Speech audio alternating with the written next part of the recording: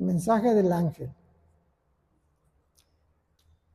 Entonces, este joven era un ángel. Pero él les dice, no os asustéis.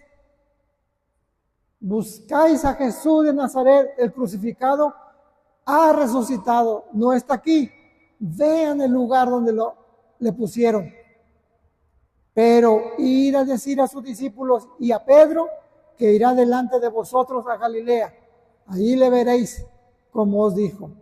Ellas salieron huyendo del sepulcro, pues un gran temblor y espanto se había apoderado de ellas y no dijeron nada a nadie porque tenían miedo.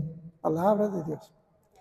Bueno, esa palabra de no se asusten es muy común en la Biblia, que Dios siempre nos dice no tengan miedo, ¿verdad? No se asusten. Porque el miedo es un bloqueo muy grande para confiar en Dios, para entregarnos a Dios, para tener un encuentro con Dios, el miedo. Entonces, tenemos que, para tener ese encuentro vivo con Dios, tenemos que quitar el miedo. A veces, cuando damos el querigma, a lo mejor a ustedes no les ha tocado, pero cuando se da el querigma de manera así más profunda, el querigma le llaman también seminario de vida en el Espíritu. Nosotros lo damos en 5 temas, ¿verdad? 5 verdades. Pero inicialmente este querigma era en 7 verdades. Y cuando se habla del Espíritu Santo, se habla de los carismas, se habla de las manifestaciones, se habla de los dones, del don de lenguas. Y entonces se empieza a hablar de testimonios de estas manifestaciones de Dios y mucha gente le da miedo, ¿verdad? Le da miedo.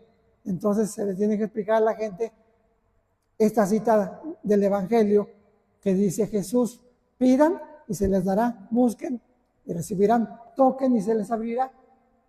Porque qué padre de ustedes, si su hijo le pide pan le va a dar un huevo, pero le va a dar una serpiente o una piedra, ¿verdad? Sí dice. Entonces, Dios no nos va a dar cosas malas. Y dice, y si ustedes siendo malos le piden a Dios el Espíritu Santo, el Señor les va a dar el Espíritu Santo. No les va a dar cosas malas. Entonces no tengan miedo. Y luego le dice, buscan a Jesús de Nazaret. ¿Por qué le puse con rojo ahí? Porque precisa el ángel que este Jesús es, ¿de dónde? Es un Jesús concreto, un Jesús histórico, es de Nazaret. Porque había otro Jesús en aquel entonces. Sí había. Era común el nombre. Sí.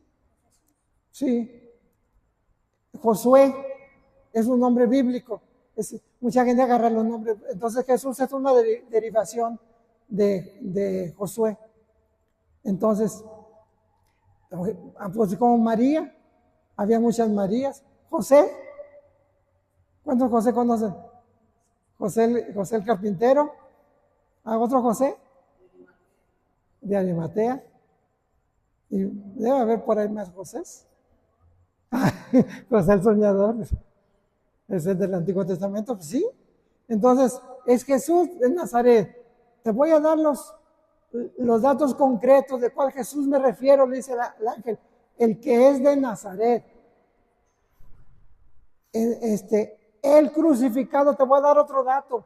El crucificado. Entonces no es cualquier Jesús. Este es el Jesús a quien vienes buscando. Este es. Y les dice esta frase, que esta es la que revoluciona el mensaje cristiano. Ha resucitado. Y esas 2 palabritas, ha resucitado, cambiaron la historia de la humanidad. Y es el centro de nuestra fe. Y le da sentido a nuestra vida. Porque San Pablo dice, si Cristo no hubiera resucitado, vana sería nuestra fe.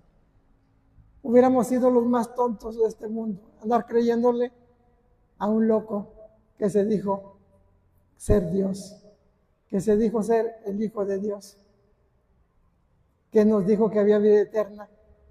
Qué mentira y qué ilusos nosotros. Todo hubiera quedado en una farsa, en la más grande mentira de la historia, pero no fue así. El ángel los dijo con dos palabritas: ha resucitado. Y eso cambió todo. Entonces, no está aquí. Vean, pásenle, vean el lugar donde lo pusieron. ¿Y qué encontraron? Nos dijo Lucy. Todo acomodadito. Pero no se queden aquí. Vayan a decirle a sus discípulos y a Pedro. Fíjense qué importante esto. A sus discípulos. Al decir los discípulos puede ser los apóstoles más otros discípulos cercanos ahí, pero básicamente eran los apóstoles.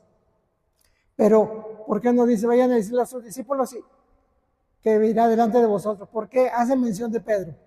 ¿Por qué creen que hace mención de Pedro? ¿No?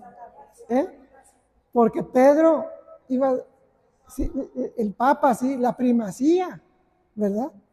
Le está dando un lugar especial.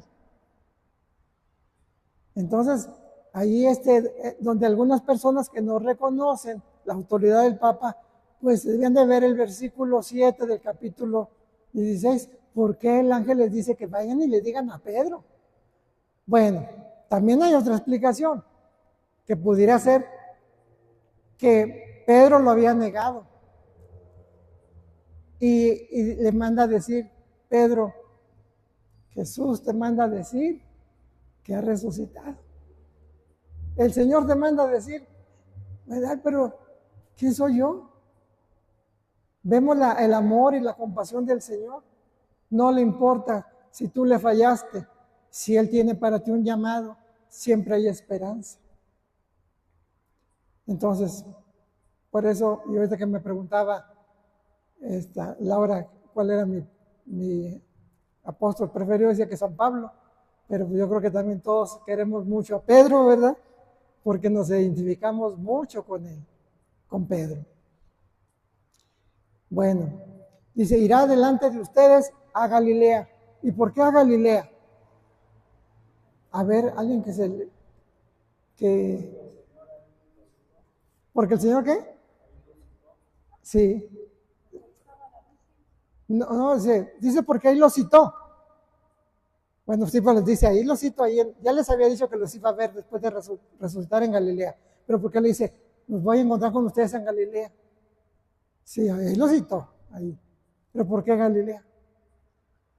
Sí, que está muy cerquita tu respuesta. Porque ahí los llamó, ¿verdad? Dice, ahí los llamó.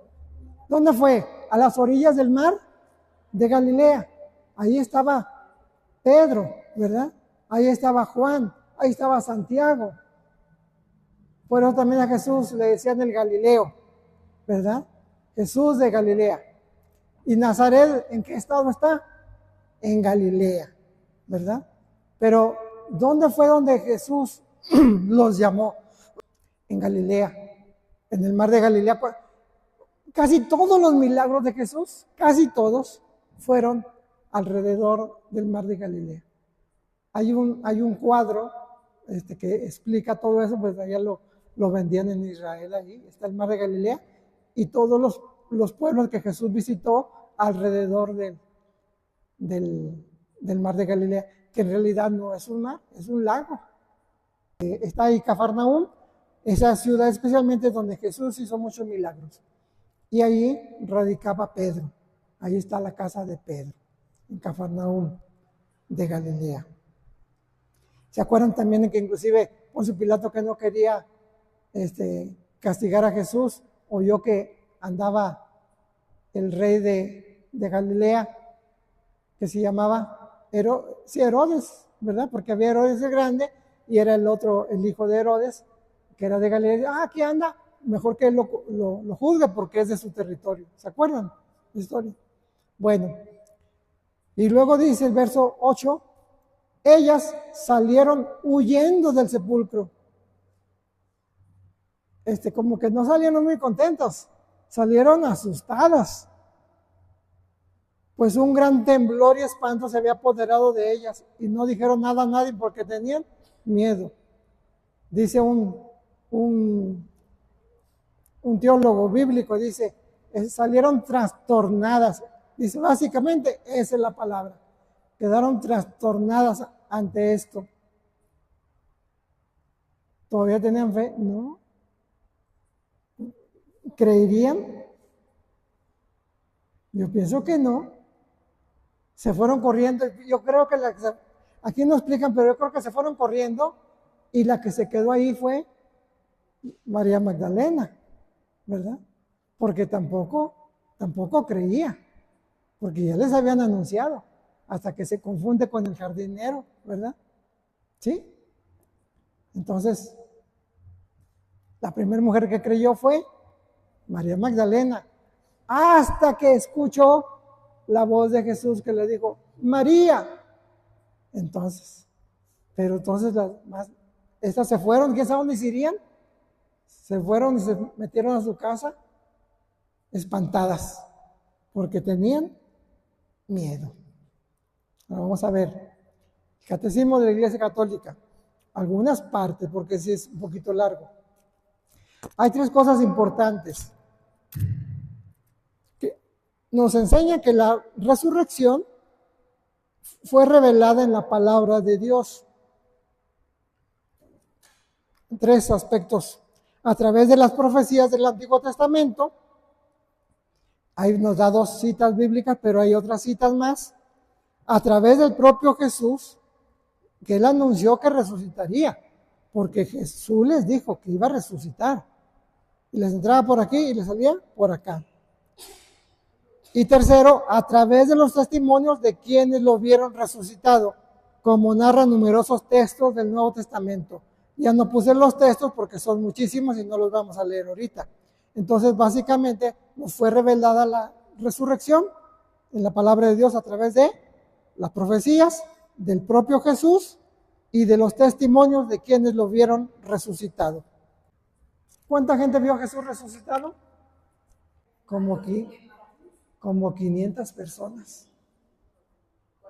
Como 500, sí, ellos lo vieron, pero como 500 personas. ¿Y dónde sé eso? Porque viene en la Biblia. Después lo vamos a leer. Ese numeral 638 es lo que nos estaba leyendo Claudia hace ratito, ¿verdad, Claudia?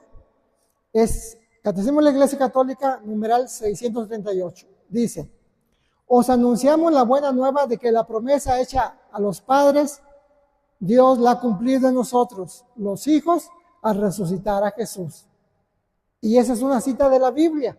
Eso que viene ahí, que dice el Catecismo, es una cita de la Biblia que viene en Hechos de los Apóstoles, capítulo 13, versículo 32 al 33.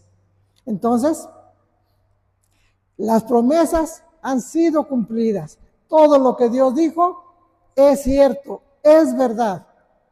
La resurrección de Jesús es la verdad culminante de nuestra fe en Cristo, creída y vivida por la primera comunidad cristiana como verdad central, transmitida como fundamental por la tradición, establecida en los documentos del Nuevo Testamento y predicada como parte esencial del misterio pascual al mismo tiempo que la cruz.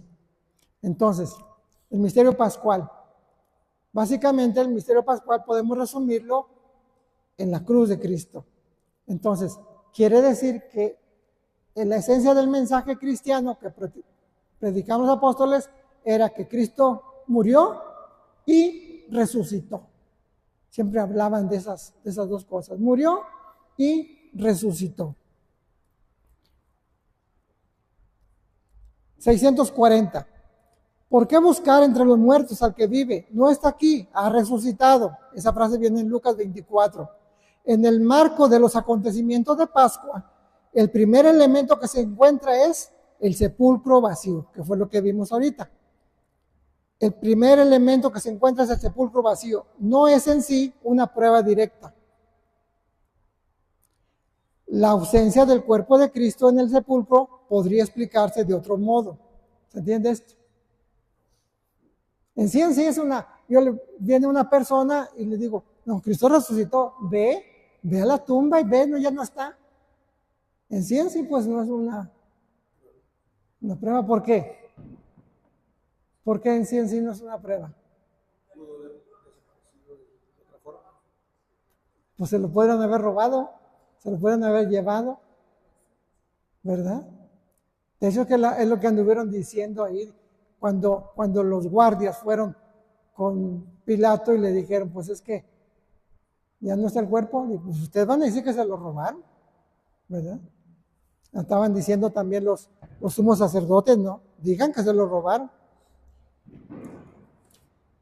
Dice, a pesar de eso, el sepulcro vacío ha constituido para todos un signo esencial.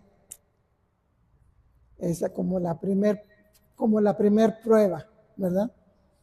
Pero una prueba de la que no se habla mucho, que se está hablando mucho tiempo después, es la sábana santa, ¿verdad? Dice la liturgia en el sábado de gloria. ¿Se acuerdan alguien que dice el pregón pascual? ¿Se acuerdan alguien de la frase que dice, oh noche? Dice, bendita noche, o algo así, ¿verdad? Que fuiste testigo de la resurrección. Es decir, que el catecismo de la Iglesia Católica dice que la noche fue el primer testigo de que Jesús resucitó. Pero ahorita con nosotros que vamos conociendo también hay otro testigo que es la sábana santa, es otro testigo. Pues la noche es como un testigo mudo, pero la sábana santa es un testigo que habla a través de la ciencia, ¿verdad? 643. La sacudida provocada por la pasión fue tan grande que los discípulos, por lo menos algunos de ellos, no creyeron tan pronto en la noticia de la resurrección. Los evangelios, lejos de mostrarnos una comunidad arrobada por una exaltación mística, nos presenta a los discípulos abatidos, con la cara sombría, Lucas 24:17, y asustados, Juan 20:19. 644. Por esto, la hipótesis según la cual la resurrección habría sido un producto de la fe o de la credulidad de los apóstoles no tiene consistencia. ¿Qué quiere decir esto? Quiere decir que era tanta el amor que le tenían a Jesús que dijeron, no, sí creemos que resucitó. No fue así. Que no es producto de la fe.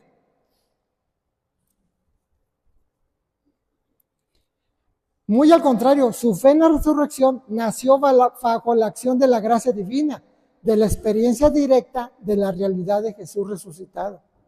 Porque no tenían fe. ¿Se acuerdan que Jesús hasta los regañó? Lo reprendió por su incredulidad. 645. Jesús resucitado establece con sus discípulos relaciones directas mediante el tacto. Dice, tóquenme. Y el compartir la comida. A ver, prepárenme un pescadito, denme de comer.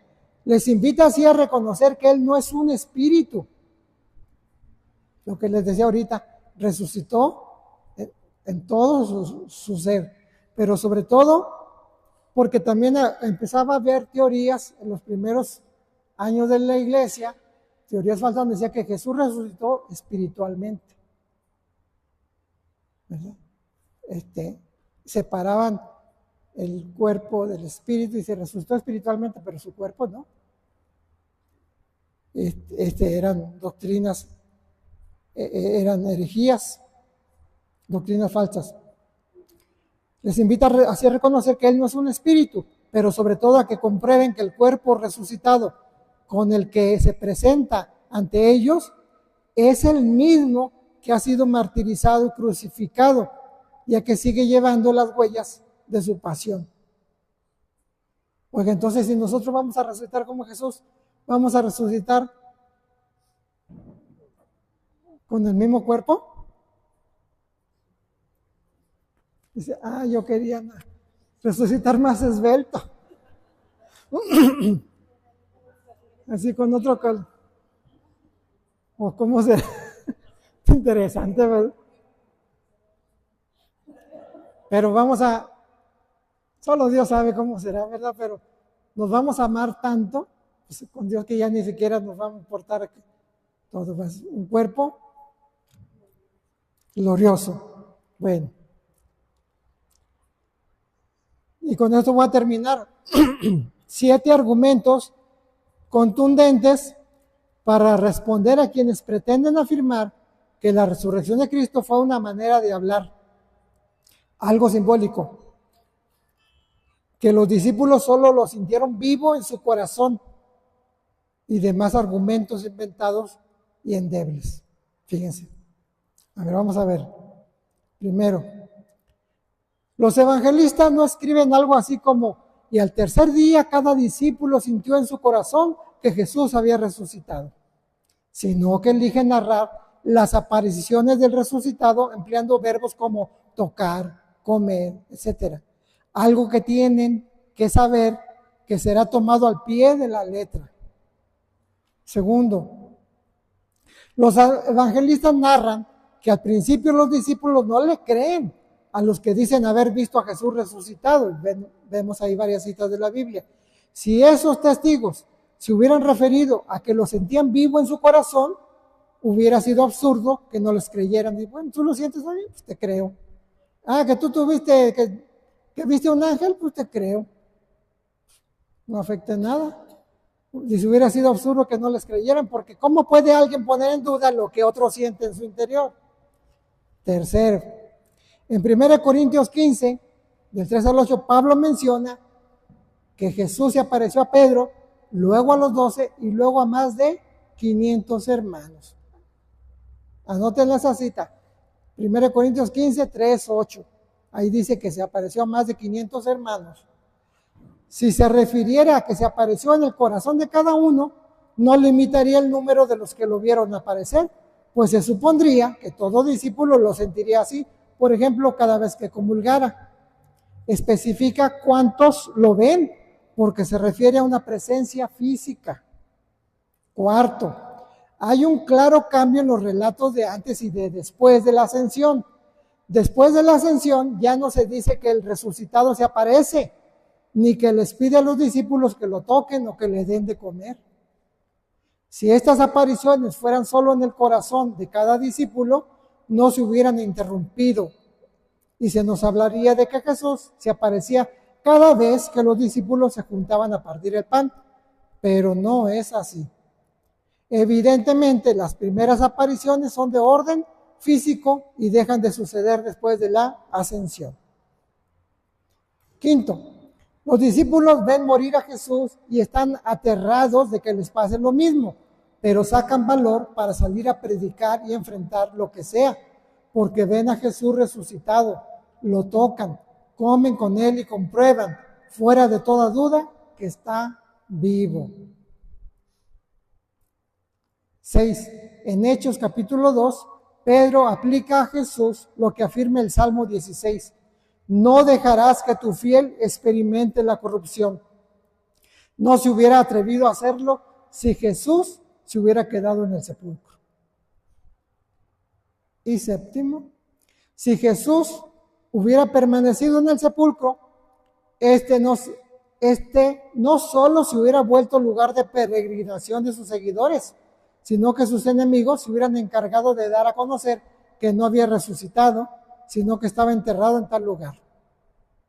Pero no fue así, porque Jesús no se quedó en el sepulcro, sino que resucitó y vive para siempre. Qué bonito, ¿verdad?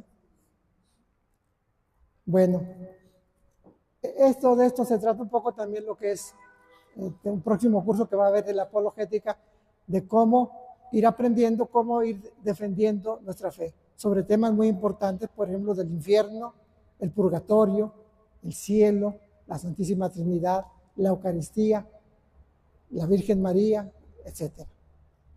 Vamos a orar y a darle gracias al Señor que nos ha permitido reflexionar en su palabra.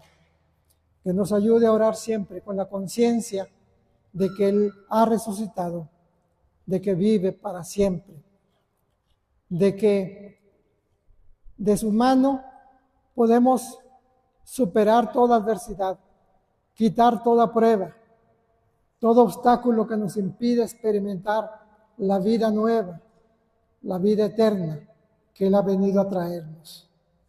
Gracias, Jesús, bendito seas. Gracias por tu resurrección, por tu gloriosa resurrección. Gracias, Jesucristo, porque vives para siempre.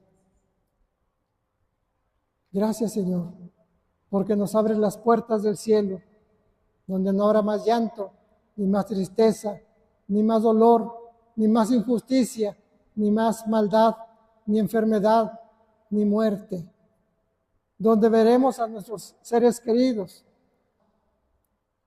al ángel de la guarda, a los santos, a las santas,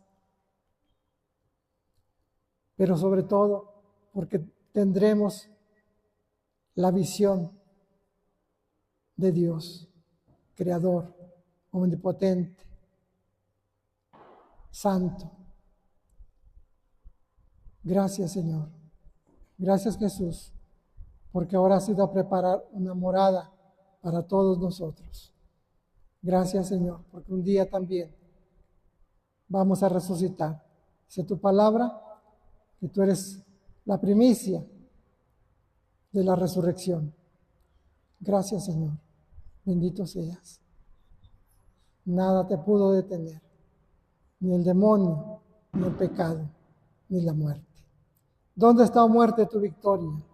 ¿Dónde está, muerte, tu aguijón? Jesús te ha vencido.